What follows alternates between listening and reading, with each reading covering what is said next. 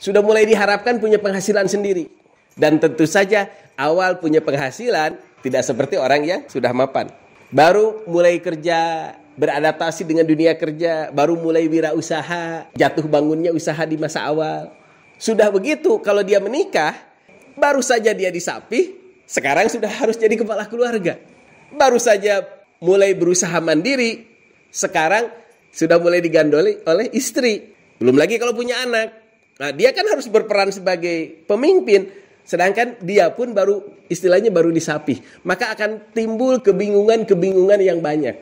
Misalnya, boleh jadi pada saat itu pun dia mulai berpikir, benar nggak sih yang saya jalani ini?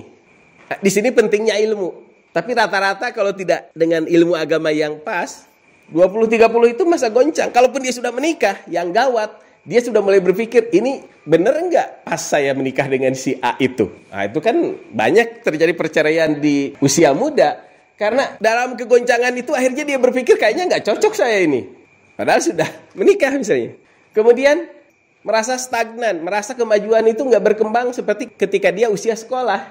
Ya usia sekolah ilmu bertambah, naik kelas terus, semester bertambah, ada masa-masa dia sampai jadi sarjana. Setelah itu kan penghargaan seperti itu tidak terjadi lagi. Kok kayaknya hidup kayaknya begini-begini aja. Apalagi kalau dia sudah mulai membandingkan dengan teman-temannya. Si Anu temanku dulu sama-sama SMP, sekarang udah punya mobil. Si Anu sekarang udah punya rumah. Si Anu, nah itu sudah tambah stres lagi. Yang kadang-kadang dia jadi tidak termotivasi di tempat kerja karena membandingkan dengan orang lain.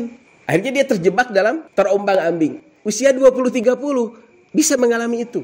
Nah, kalau kita punya anak nih lagi di usia itu, ya orang tua harap lebih sabar. Sama seperti sabarnya kita punya anak gadis lagi masa menstruasi. Cuma kalau menstruasi sebentar, kalau ini bisa 10 tahun sampai stabil. Tapi kalau kita sabar, kita memberi waktu pada dia sambil mendoakan dan memberikan arahan. Ciri-cirinya apa? Merasa ragu terhadap diri sendiri, cemas, bimbang, dan krisis percaya diri. Kayaknya aku nggak bisa deh. Aku nggak bisa kayak orang-orang. Nah, ini kan bahaya kalau tidak ada yang merangkul. Kalau sudah aku nggak bisa kayak orang-orang, terus gagal sekali, tuh kan aku nggak bisa. Karena nggak percaya diri, coba lagi, gagal lagi. Nah, aku kan memang nggak bisa. 3 kali gagal. Daripada begini lebih baik mati. Banyak juga nauzubillah min dzalik bunuh diri di usia muda karena krisis tadi. Rentang usianya 20-30. Apa pemicunya? Ekonomi. Apalagi hari ini bukan cuma baru disapih dan baru belajar usaha. Sudah baru belajar usaha, pandemi, kejadiannya bisa lebih parah kan? Tekanan pekerjaan. Dia baru pendatang baru di pekerjaan, belum bisa menyesuaikan diri. Itu juga jadi masalah. Tekanan masyarakat. Belum lagi baru punya pasangan hidup. Apalagi sudah keburu punya anak. Dan pergaulan juga mulai menyempit.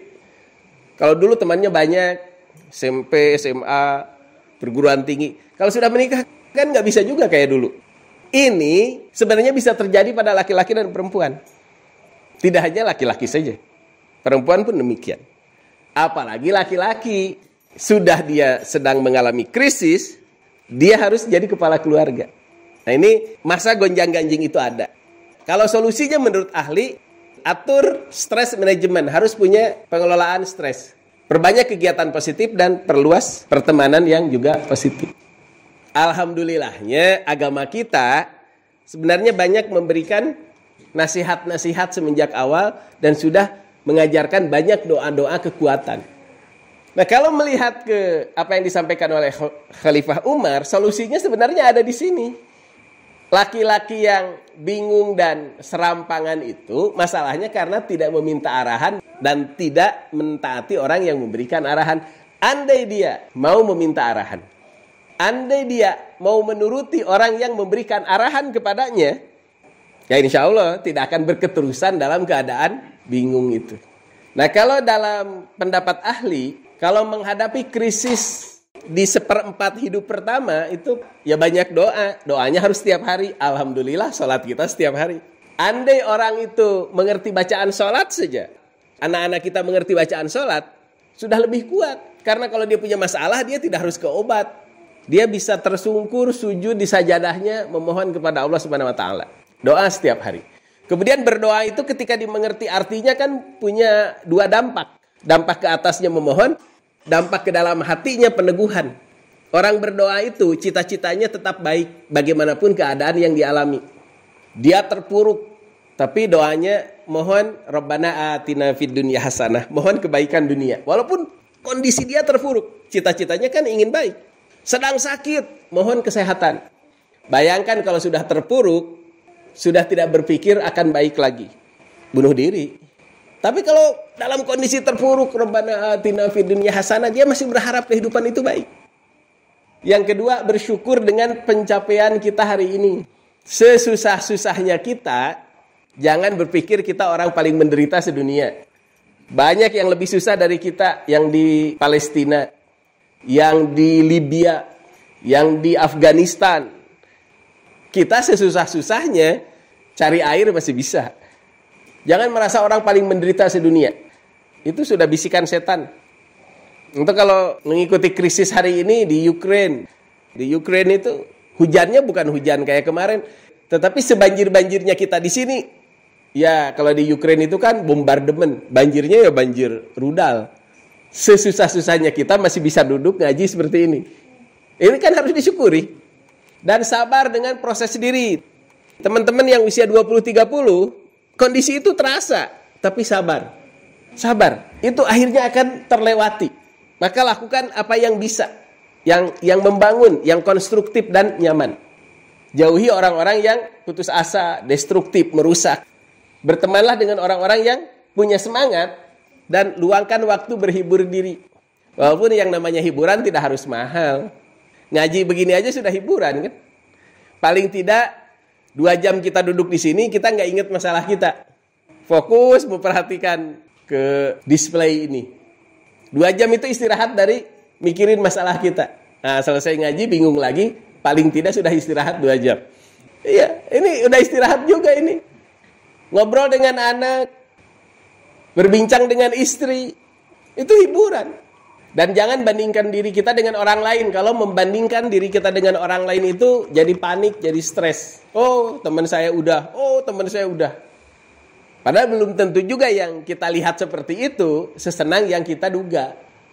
Karena hari ini, walaupun hadis-hadis, berita-berita tentang akhir zaman itu menakutkan, tapi akhir bulan itu lebih serem daripada akhir zaman.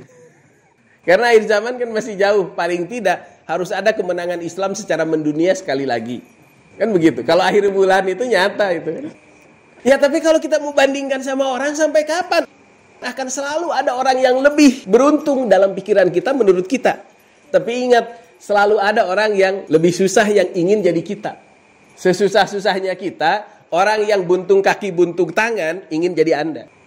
Kita mungkin sedih, orang lain naik sepeda, orang lain naik motor, saya jalan kehujanan. Kita sedih, tapi kata yang buntung bahagianya orang itu. Nah, kalau kita bandingkannya sama orang-orang yang selalu di atas kita, gak selesai jadi apapun. Lagi jalan kaki, lihat yang naik sepeda, pengen naik sepeda. Sudah punya sepeda, lihat orang yang naik motor, nabung, beli motor. Sudah naik motor, ada orang naik mobil, pengen, ini teman saya sudah naik mobil, nabung lagi. Sudah punya mobil, orang yang punya mobil beli sepeda, bingung lagi. Ini orang sudah punya mobil beli sepeda. Tahu gitu nggak usah nabung punya motor, punya mobil, atau akhirnya naik sepeda juga. Ya, membandingkan diri kita dengan orang itu ya jadi masalah. Maka hiduplah realistis. Apapun teman-teman 20-30 tahun, ya udah jalani hari ini. Dan bapak-bapak kita juga dulu pernah mengalami sesusah-susahnya kita nih. Kalau anak-anak yang 20-30, bapak kita juga pernah. Dan alhamdulillah berhasil melewatinya. Bahkan mungkin sesusah-susahnya anak-anak muda sekarang, ya tetap dibandingkan dengan kita-kita, apalagi zaman-zaman Pak Hussein, apalagi zaman-zaman Pak Kiai, ya belum ada apa-apanya dibandingkan dengan zaman itu. Paling sesusah-susahnya anak muda sekarang misalnya habis kuota. Atau misalnya sepatu robek gitu kan. Dulu kita malah sekolah aja, saya kelas 1 sampai kelas 3 itu nggak pakai sepatu, nggak pakai sendal juga. Sekarang mungkin sepatu robek sudah malu. Dulu itu sendal putus ditambal ditusuk sama jarum kan, karena sama paku, karena lebih sempit, terasa kakinya lecet. Anak-anak kita sekarang nggak ngalamin gitu kan, paling dibuang langsung. Tapi kalau zaman-zaman kita dulu dipaku itu. Atau disambung sama tali rafia.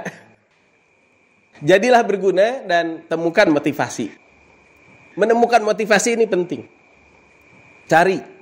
Ya alhamdulillahnya sebenarnya sholat sudah memberikan motivasi ketika kita paham maknanya. Tapi kalau kita belum paham maknanya ya cari motivasi. Hari ini mencari motivasi mudah.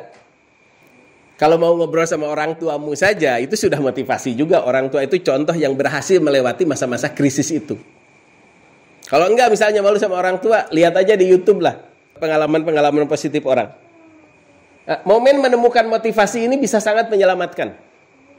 Ada cerita, orang ini pergi dari rumahnya karena begitu sulit di kampungnya.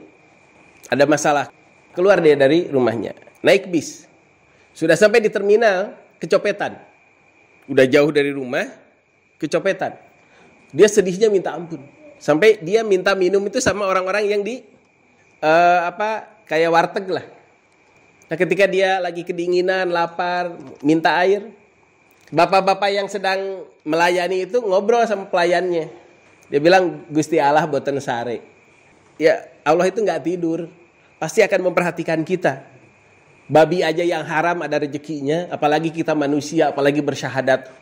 Itu jadi semangat. Karena mikir, iya babi aja ada rezekinya, masa kita nggak dikasih rezeki? Akhirnya sedihnya berhenti, dia cari usaha di terminal itu. Apa aja lah. Sampai jaga WC, apa segala macam. Akhirnya berhasil melewati kesulitan itu. Itu kan momen mendapatkan motivasi. Dengar, langsung bangkit lagi. Nah mestinya sih sholat bisa begitu juga. Tapi kan tiap orang bisa beda-beda.